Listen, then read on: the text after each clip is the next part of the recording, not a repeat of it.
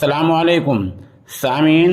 4 रबीउल अव्वल की तारीख शुरू हो चुकी है, 30 सितंबर है। सोशल इंडिया न्यूज़ में आपका खैर मकदम है। ख़बर का उन्वान है देश और विदेश की अहम खबरें। पहली अहम खबर यह है कि आज डॉक्टर इमाम उमैर अहमद इलियासी को फ़ोन पर जान से मारने की धमकी दी गई है। इस नमनगर ने इमाम साहब से रब्ता किया तो उन्होंने बताया कि इस बारे में थाना तिलक मार्ग दिल्ली में शिकायत दर्ज कराई गई है, होम सेक्रेटरी को शिकायत भेजी गई है और दिल्ली के पुलिस कमिश्नर को भी शिकायत भेजी गई है। इमाम साहब का कहना यह है कि फ़ोन पर ऐसी उन्हें धमकी दी गई है। आपको पता ही है कि इमाम मौसूफ के यहाँ चंद दिन पहले ही आरएसएस के चीफ मोहन भागवत आए थे और इमाम साहब ने उनको राष्ट्रपिता का दर्जा दिया था, ऐसा कहा था, और उसके बाद ये फ़ोन उनके पास आए हैं।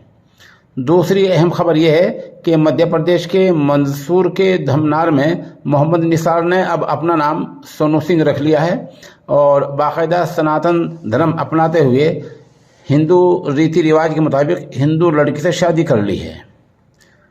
उधर एडवोकेट जनता के साहू की खुदकुशी पर आज जबलपुर हाईकोर्ट के वकील मुश्तिल हो गए हैं और हाईकोर्ट में तोड़फोड़ की है। कुछ वकीलों के चैम्बरों में जमकर तोड़फोड़ हुई है।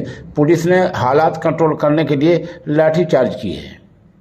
ग्वालियर से अहम खबर आ रही है कि ग्वालियर में वीडियो की आड़ में 10 बरस तक एक लड़की की इज्जत लूटी गई है। ये मामला आज ही सामने आया है।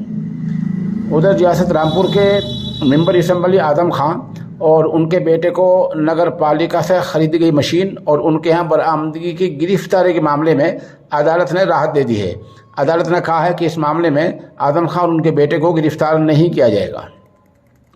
गैर मुल्क से बड़ी खबर आ रही है कि यूक्रेन का 18% हिस्सा आज से बाज़ाब्ता रूस में शामिल हो गया है। इस पर दस्तखत हो गए हैं और यूक्रेन के 4 सूबों लुहानस्क, डोनेट्स्क और जोर्जिया और खेरसान पर आज से रूसी हुकूमत हो गई है और रूस ने खबरदार किया है कि अगर किसी ने इन 4 इलाकों में हमला किया तो उसको उसी की ज़ुबान में मुंह तोड़ जवाब दिया जाएगा।